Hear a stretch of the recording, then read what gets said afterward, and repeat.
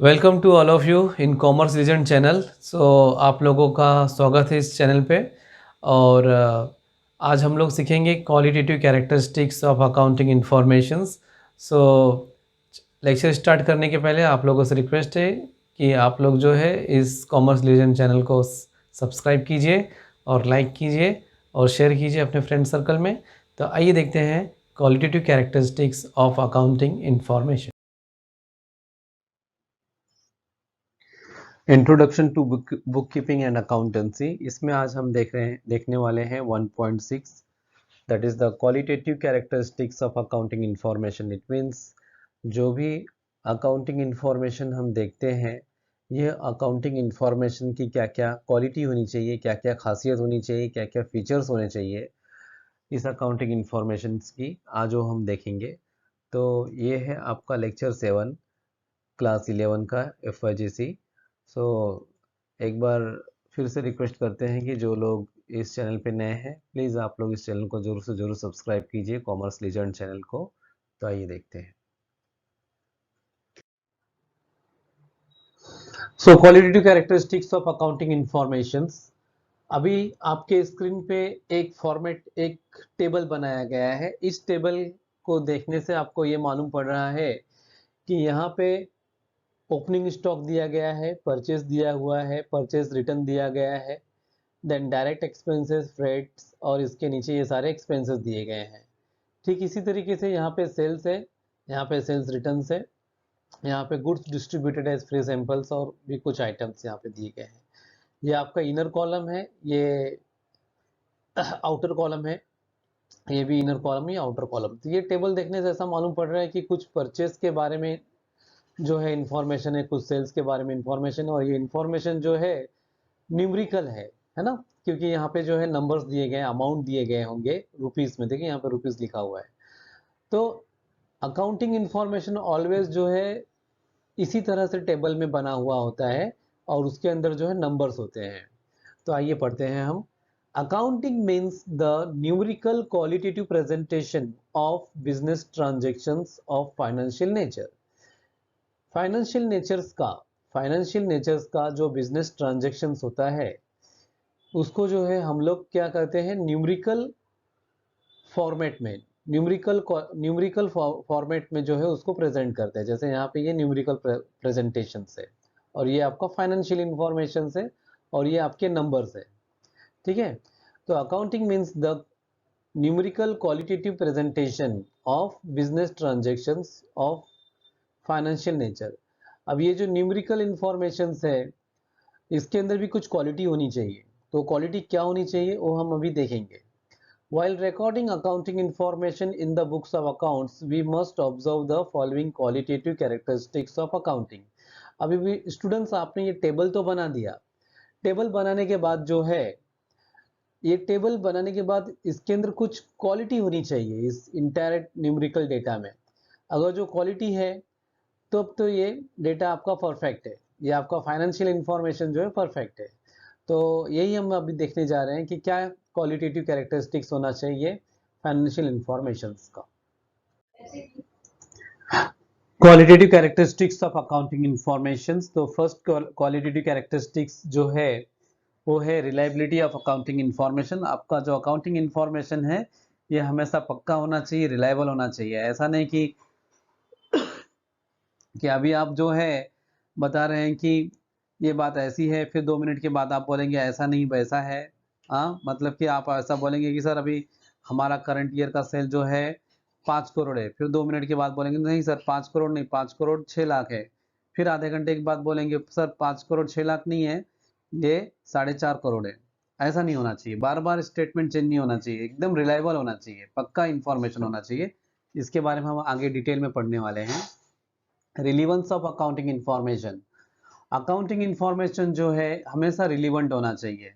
जैसे कि बैंक जो है, बैंक के लिए अकाउंटिंग इंफॉर्मेशन किस बारे में रिलीवेंट होती है कि बैंक हमेशा ये देखती है कि आपका जो अकाउंटिंग इंफॉर्मेशन है उसके अंदर कंपनी का फाइनेंशियल कंडीशन क्या है, फाइनेंशियल पोजीशन क्या है, कि क्या कंपनी लोन जो लिया है वो रीपे कर सकती है या नहीं कर सकती है।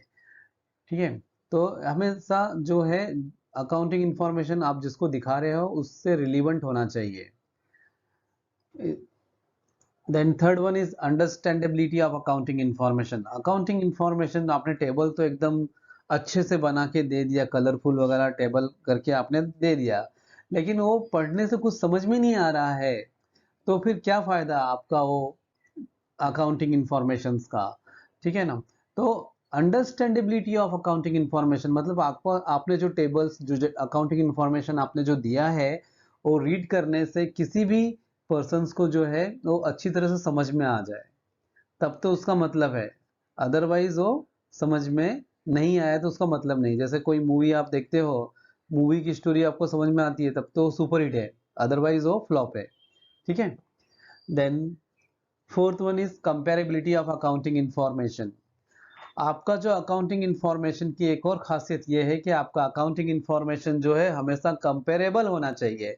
कंपेरेबल का मतलब क्या होता है कि आपका अकाउंटिंग इंफॉर्मेशन अगर जो मैं किसी के साथ कंपेयर करूं तो मुझे मालूम पड़ना चाहिए कि उसने इस समय, तो आपको ये मालूम पड़ना चाहिए कि इसी पोजीशन में जो है दूसरी कंपनी ने क्या क्या काम किया और आपकी कंपनी ने क्या क्या काम किया। जैसे आपके पेरेंट्स कभी कभी कंपेयर करते हैं ना कि देखो आपके नेबर का बच्चे ने देखो कैसा परफॉर्म किया एग्जाम में, आपने परफॉर्म नहीं किया, ऐसा कंपेयर करते हैं ना। तो उससे मालूम पड़ता है कि आप जो है एजुकेशन में अच्छा परफॉर्म कर रहे हो कि नहीं कर रहे हो। अगर जो वो कंपैरिजन नहीं करे तो कैसे मालूम पड़ेगा कि आपका परफॉर्मेंस पुअर है कि बेटर है कि एक्सीलेंट है ना। सो इसी तरीके से हम लोग जो है हमारा जो अकाउंटिंग इंफॉर्मेशन बनता है उसके अंदर का एक क्वालिटेटिव कैरेक्टरिस्टिक्स ये है कि अकाउंटिंग इंफॉर्मेशन जो है ऑलवेज कंपेरेबल होना चाहिए। ठीक है। सो आइए अब हम इसको डिटेल में पढ़ेंगे। सो आइए अब हम डिटेल में देखेंगे reliability of the accounting information.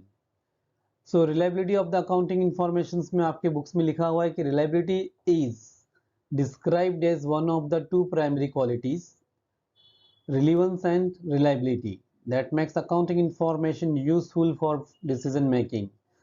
आपका बुक्स में यहाँ पे लिखा हुआ है कि रिलायबिलिटी जो है उसको डिस्क्राइब किया गया है as one of the two primary qualities. ये एक बहुत ही महत्वपूर्ण क्वालिटीज है आपके अकाउंटिंग इंफॉर्मेशन का, जिसके अंदर रिलीवेंस एंड रिलायबिलिटी होनी चाहिए, जिससे कि आप जो है that makes accounting information useful, जिससे कि आपने जो डेटा बनाया है, अकाउंटिंग इंफॉर्मेशन जो आपने प्रेजेंट किया है वो काफ़ी उपयोगी हो जाता है, यूजफुल हो जाता है फॉर डिसीजन मेकिंग के लिए।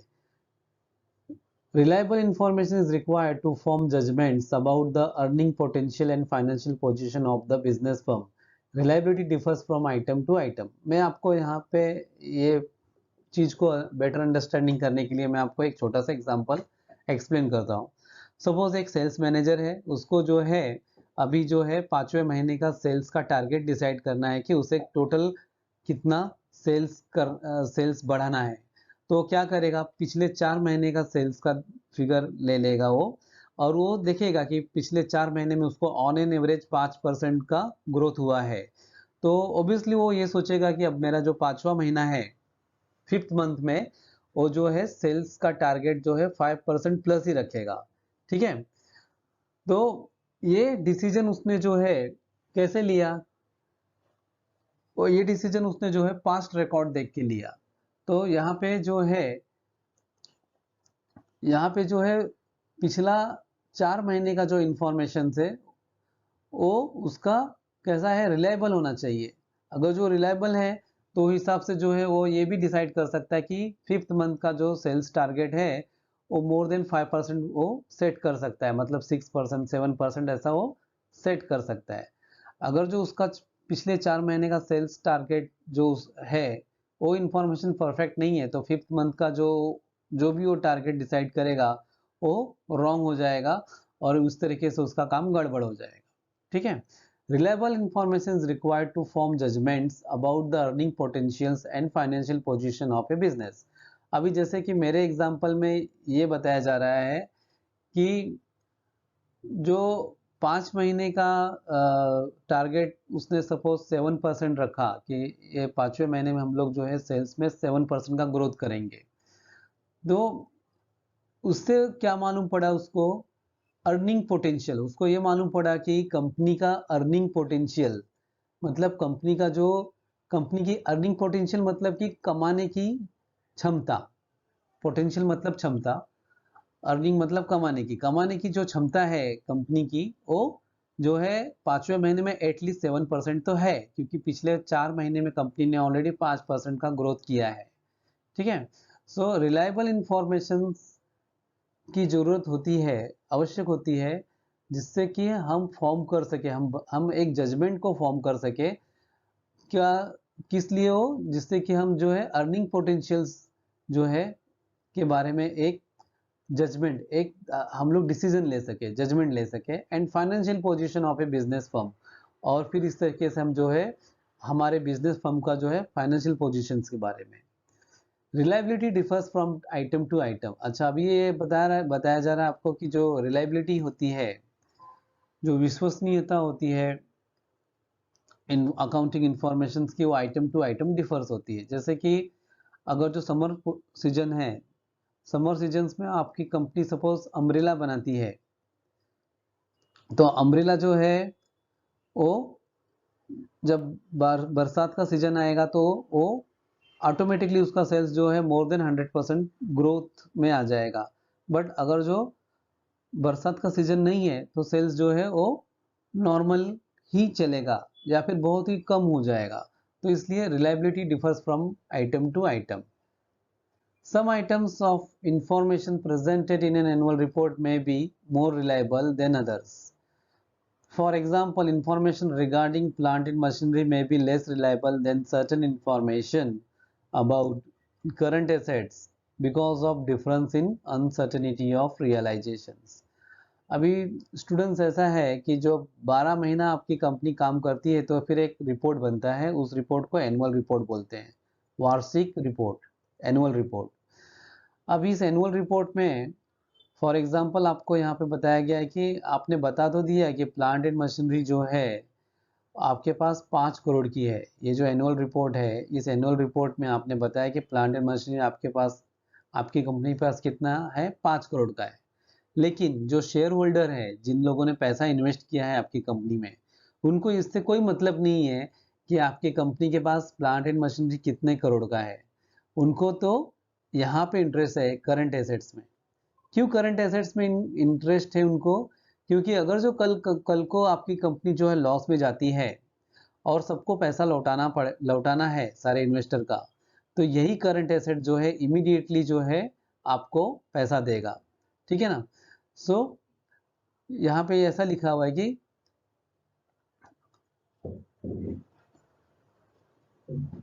यहाँ पे ऐसा आपको दिया गया है कि may be less reliable than certain information about current assets because of difference in uncertainty of realisation. अब जो है आपने यहाँ पे 5 करोड़ का बता दिया, आपने प्लांट एंड मशीनरी यहाँ पे 5 करोड़ का बता दिया, लेकिन करंट एसेट्स जो है वो सपोज 4 करोड़ का ही है। और तो यही 4 करोड़ जो है आपको जो है तुरंत मिलेगा जब आपकी कंपनी लिक्विडेशन में जाएगी, मतलब लॉस में होने के बाद जब आपकी कंपनी एसेट्स बेचेगी तो यही 4 करोड़ मिलने वाला है, ना कि वो 5 करोड़ मिलेगा। ठीक है।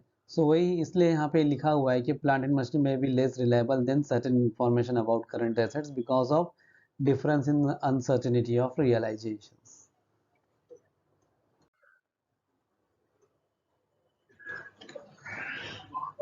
Relevance of the accounting information. Relevant accounting information must be capable of making a difference in a decision by helping users to form predictions about the outcome of past, present, and future events or to confirm or correct expectations. इसका मतलब यह है कि जो accounting information है ये relevant होने चाहिए।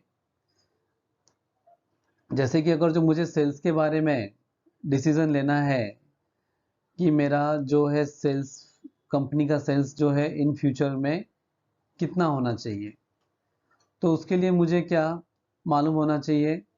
मुझे पास्ट रिकॉर्ड मालूम होना चाहिए, प्रेजेंट रिकॉर्ड मालूम होना चाहिए, जिससे कि मैं जो है फ्यूचर, जो मेरा फ्यूचर सेल्स का इवेंट्स है वो कितना होगा, ठीक है ना। So relevant accounting information must be, जो रिलीवेंट अकाउंटिंग इंफॉर्मेशन है मस्ट बी कैपेबल। अगर जो अकाउंटिंग इंफॉर्मेशन रिलीवेंट है तो जो डिसीजन लेने वाला पर्सन है उसकी कैपेसिटी इंक्रीज हो जाती है, उसकी कैपेसिटी इंक्रीज हो जाती है डिसीजन लेने के लिए, ठीक है। और वो अच्छी तरह से डिसीजन ले सकता है, वो प्रिडिक्शन कर सकता है, मतलब कि वो अनुमान लगा सकता है कि क्या आउटकम होना चाहिए प्रेजेंट का, फ्यूचर का, और outcome of past, about the outcome of the past present and future events, और टू कंफर्म और करेक्ट एक्सपेक्टेशंस, और वो करेक्ट एक्सपेक्टेशंस जो है, एक सही सही एक्सपेक्टेशंस का वो अंदाजा लगा सकता है। देन सेकेंड पैराग्राफ में आपको बताया जा रहा है कि accounting information related by the books of accounts and financial reports must be relevant. देखो स्टूडेंट्स, जो भी अकाउंटिंग इंफॉर्मेशन आप बनाते हैं वो अकाउंटिंग इंफॉर्मेशन जो है related by the books of accounts and financial reports must be relevant, और रिलेवेंट होने चाहिए। ऐसा नहीं कि आपको जो है सेल्स का प्रिडिक्शन करना है तो आपको जो है एक्सपेंसेस का इंफॉर्मेशन दे दिया, या फिर आपको जो है परचेस का इंफॉर्मेशन दे दिया, उससे कुछ मतलब नहीं है। सेल्स का फिगर से अगर जो आपको सेल्स का प्रिडिक्शन करना है तो आपके सामने सेल्स का ही फाइनेंशियल इंफॉर्मेशन होना चाहिए, बरोबर ना। Accounting information should not include unnecessary and irrelevant information. जो अकाउंटिंग इंफॉर्मेशन है should not include unnecessary and irrelevant information. अगर जो मुझे सेल्स का प्रिडिक्शन करना है तो मेरे सामने जो है सिर्फ और सिर्फ सेल्स का ही इंफॉर्मेशन होना चाहिए। उसमें ये नहीं होना चाहिए कि लास्ट ईयर हमने सेल्स में जो है, सेल्स बढ़ाने के लिए जो है हम लोगों ने जो है एक नया प्रोडक्ट में टेक्नोलॉजी लाई थी, या फिर हमने जो है 10 नए लोगों को रिक्रूट किया था। ये सारी इंफॉर्मेशन नहीं होने चाहिए। रिक्रूटमेंट का काम किसका होता है? एचआर मैनेजर का होता है, ठीक है। तो वो सारी इंफॉर्मेशन नहीं होना चाहिए, ठीक है। तो वही आपको यहाँ पे बताया जा रहा है कि accounting information should not include unnecessary and irrelevant informations. आपके सामने जो भी ग्राफ्स वगैरह आएगा अकाउंटिंग इंफॉर्मेशंस का, वो सिर्फ और सिर्फ सेल्स इंक्रीज करना है उससे रिलेटेड होना चाहिए। अननेसेसरी कोई भी जो है फालतू चीज वहां पे नहीं होनी चाहिए। All the information said to be relevant which would have changed the outcome of the business if disclosed। ये बताया जा रहा है कि आपको कि जो भी information is said to be relevant, जिसको हम रिलीवेंट कह रहे हैं, विच वुड हैव चेंज्ड, जो कि बिजनेस का आउटकम, बिजनेस के रिजल्ट को चेंज कर देता है, ठीक है। That is all in full and related information must find a place in the books of accounts, and the information must have timelessness, dedicative and feedback value। मतलब कि आपके बुक्स के अंदर जो भी इंफॉर्मेशन आप दे रहे हो वो इंफॉर्मेशन कैसा होना चाहिए? टाइमलेसनेस होना चाहिए। ऐसा नहीं होता, ऐसा नहीं होना चाहिए कि भाई ये जो इंफॉर्मेशन जो है सिर्फ और सिर्फ 4 घंटे के लिए वैलिड है, उसके बाद आपने डिसीजन लिया सेल्स से रिलेटेड तो इनवैलिड हो जाएगा, ऐसा नहीं।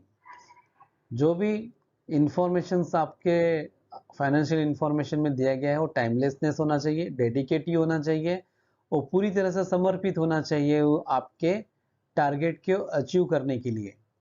एंड फीडबैक वैल्यू, और उसका प्रॉपर फीडबैक वैल्यू भी उसके अंदर होना चाहिए, तभी वो इंफॉर्मेशन क्या माना जाएगा? क्वालिटेटिव माना जाएगा with respect to relevance of the accounting information.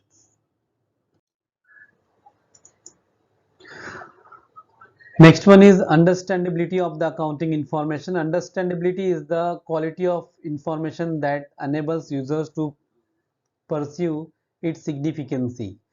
मतलब ये कि जो भी अकाउंटिंग इंफॉर्मेशन है वो देखने के बाद जो है शेयर होल्डर्स को, बैंकर को अच्छी तरह से जो है उनको उनके उनकी रिक्वायरमेंट की चीज उसमें मिलनी चाहिए, तब तो ठीक है, अदरवाइज ठीक नहीं है। द बेनिफिट्स ऑफ इंफॉर्मेशन में be increased by making it more understandable and hence useful to a wider circle of users। मतलब इसका ये लाइन का सीधा सीधा मतलब ये है कि जो अकाउंटिंग इंफॉर्मेशंस है उसके अंदर जो कुछ भी दिया गया है वो पढ़ने से हमको जो इंफॉर्मेशन चाहिए वो इंफॉर्मेशन हमको मिलना चाहिए। ठीक है, जैसे बैंकर को जो है अकाउंटिंग इंफॉर्मेशन पढ़ने के बाद ये मालूम होना चाहिए कि भाई ये कंपनी का फाइनेंशियल पोजीशन गुड है, बेटर है या फिर नॉर्मल है। अगर यही इंफॉर्मेशन बैंकर को उस अकाउंटिंग इंफॉर्मेशन से नहीं मिलता है तब तो फिर कोई मतलब नहीं है। तो अंडरस्टैंडेबिलिटी का मतलब ये हुआ। Thus, the understandable financial accounting information presents data that can be understood by users of the information and is expressed in a form and with terminology adapted to the user's range of understanding। मतलब कहने का मतलब ये है कि अभी कोई chartered accountant है, कोई इंजीनियर्स है, तो उनको उनके लैंग्वेज में कुछ स्पेसिफिक टर्म्स होते हैं, कुछ स्पेसिफिक टर्मिनोलॉजी होती है जो कि एक नॉर्मल पर्सन को समझ में नहीं आती है। जब आप अकाउंटिंग इंफॉर्मेशन प्रेजेंट करो तो एक सिंपल पर्सन को भी जो है समझ में आना चाहिए कि यहाँ पे क्या लिखा है और उसका मतलब क्या होता है, क्योंकि नॉर्मली जो है फाइनेंशियल इंफॉर्मेशन जो है ऐसे लोगों को भी पढ़ना होता है, ऐसे लोगों को भी समझना होता है जिन्होंने कॉमर्स नहीं किया है, जिन्होंने जो है बीकॉम नहीं किया है, जिन्होंने सीए नहीं किया है। ठीक है, तो उन लोगों को भी अकाउंटिंग इंफॉर्मेशन समझ में आनी चाहिए, ये यहाँ पे आपको बताया जा रहा है। Comparability of the accounting information. So यहाँ पे हम पढ़ेंगे कि in making decision the decision maker will make comparison among alternatives which is facilitated by financial informations। Comparability implies to have like things reported in a similar fashions and unlike things reported differently। जैसे बच्चों आप लोग को एक mobile लेना होता है तो आप लोग क्या करते हैं, देखते हैं कि सेम सेम फीचर्स कौन कौन से मोबाइल में है, सेम फीचर्स जो है कौन कौन से मोबाइल में नहीं है। तो लाइक थिंग्स और अनलाइक थिंग्स को आप क्या करते हो, कंपेयर करते हो। ऐसा क्यों करते हो आप? ऐसा करने से आपको ये मालूम पड़ता है कि आपको जो मोबाइल लेना है वो आपकी रिक्वायरमेंट को मैच कर रहा है या नहीं कर रहा है, या फिर आप एक बेटर प्रोडक्ट खरीदोगे या नहीं खरीदोगे, है ना। ये आपको एक बेटर प्रोडक्ट के बारे में मालूम पड़ता है। तो सेम ऐसा ही जो है comparability of the accounting information में आपको ये बताया जा रहा है कि इन मेकिंग डिसीजन, जब आप निर्णय लेते हो, जब आप डिसीजन लेते हो कि बिजनेस में ये काम करना है, तब फिर जो डिसीजन मेकर होता है will make comparison among alternatives. तो फिर वो क्या करेगा कि भाई अगर जो हम इस तरीके से जाएंगे तो उसका अल्टरनेटिव ये भी हो सकता है, वो भी हो सकता है, which is facilitated by financial information. तो ये अल्टरनेटिव जो है फाइनेंशियल इंफॉर्मेशन में दिखना चाहिए कंपैरिजन करने के टाइम पे। Comparability implies to have like things reported in a similar fashions and unlike things reported differently। मतलब कि आपकी कंपनी का अगर जो फाइनेंशियल इंफॉर्मेशन जो है मैं किसी और कंपनी के साथ जो है कंपेयर करता हूँ, तो मुझे मालूम पड़ना चाहिए कि सेम सिचुएशन में आपकी कंपनी ने जो है कैसा परफॉर्म किया और उस कंपनी ने कैसा परफॉर्म किया। ऐसा एक कंपेरेबिलिटी होनी चाहिए, तब तो आपका जो फाइनेंशियल इंफॉर्मेशन है उसका वो परफेक्ट है, मतलब कि उसके अंदर कंपेरेबिलिटी की क्वालिटी है। अगर जो कंपेरेबिलिटी की क्वालिटी नहीं हो तो आप क्या डिसीजन लोगे, कुछ ले पाओगे क्या? नहीं ना। ठीक है, information if comparable will assist the decision maker to determine relative financial strengths and weakness and prospects for the future between two or more firms or between periods in a single firm। इसका मतलब ये है कि information is if comparable, जो financial information आपने बनाया है अगर जो कंपेरेबल है तो विल असिस्ट, उससे जो है डिसीजन मेकर, जो आदमी डिसीजन लेने वाला है, जो फाइनेंस मैनेजर या सेल्स मैनेजर जो डिसीजन लेने वाला है उसको सहायता मिलती है डिटरमाइन करने के लिए। डिटरमाइन करने का मतलब कि उसको वो फिक्स करने का, उसको जो है निर्णय लेने में जो है डिसीजन मेकर को सहायता मिलती है कि कंपनी का रिलेटिव कंपनी का जो है relative financial strengths and weakness उसको मालूम पड़ेगा, and prospectus for the future, और फ्यूचर के लिए उसको क्या क्या प्लानिंग करनी है। ठीक है, अब ये कंपैरिजन कैसे होता है बिटवीन टू और मोर फर्म्स, मतलब कि एक अपनी कंपनी होगी या फिर एक से ज़्यादा बाहर की दो तीन कंपनी होगी, उसके साथ हम कंपेयर करते हैं। बिटवीन पीरियड्स, कंपैरिजन जो है दो पीरियड्स के बारे में बीच में भी हो सकता है, जैसे कि लास्ट ईयर और करंट ईयर, है ना, ऐसे दो पीरियड्स ले लिए और उसके बीच में हमने कंपैरिजन किया इन अ सिंगल फॉर्म। अगर जो एक ही कंपनी के बीच के साथ आपको कंपैरिजन करना है तो आप जो है पीरियड के बेस पे भी ले सकते हैं। हाँ, मैंने आपको समझने के लिए यहाँ पे मोबाइल का एग्जांपल बताया कि अगर जो आपको एक मोबाइल हैंडसेट लेना है तो आप जो है उसके फीचर्स को, उसके लाइक फीचर्स और अनलाइक फीचर्स को क्या करते हैं, लिस्ट आउट करते हैं ना, कंपेयर करते हैं, तो फिर आप आसानी से एक डिसीजन ले पाते हैं कि आपको कौन सा हैंडसेट लेना है या नहीं लेना है। ठीक है, सो ये कंपेरेबिलिटी जो है एक क्वालिटेटिव कैरेक्टरिस्टिक्स है अकाउंटिंग इंफॉर्मेशंस का। Thanks for watching this video, और जो लोग इस चैनल पे नए हैं प्लीज़ इस चैनल को आप सब्सक्राइब कीजिए और लाइक कीजिए इस वीडियो को, और आप अपना फीडबैक जरूर दीजिए कमेंट सेक्शंस में, और इस वीडियो को जो है शेयर कीजिए आप अपने फ्रेंड सर्कल में। Thanks for watching. तो स्टूडेंट्स, इस तरीके से हमने कंप्लीट किया qualitative characteristics of accounting informations. So उम्मीद करता हूँ कि आप लोगों को ये लेक्चर अवश्य ही समझ में आया होगा। सो प्लीज़ आप लोग अपना कमेंट सेक्शन में फीडबैक ज़रूर दीजिए, जिससे कि मैं और भी बेटर बना सकूँ नेक्स्ट वीडियो को। और इसी के साथ जो है आप लोगों से रिक्वेस्ट है कि आप लोग जो है इस चैनल को सब्सक्राइब कीजिए और शेयर कीजिए अपने फ्रेंड सर्कल में। तो नेक्स्ट वीडियो में हम लोग देखेंगे अकाउंटिंग टर्मिनोलॉजी, जो कि अकाउंटिंग सीखने के लिए बहुत ही ज़रूरी है, accounting terminology. So thanks for watching commerce legend channel. Thank you.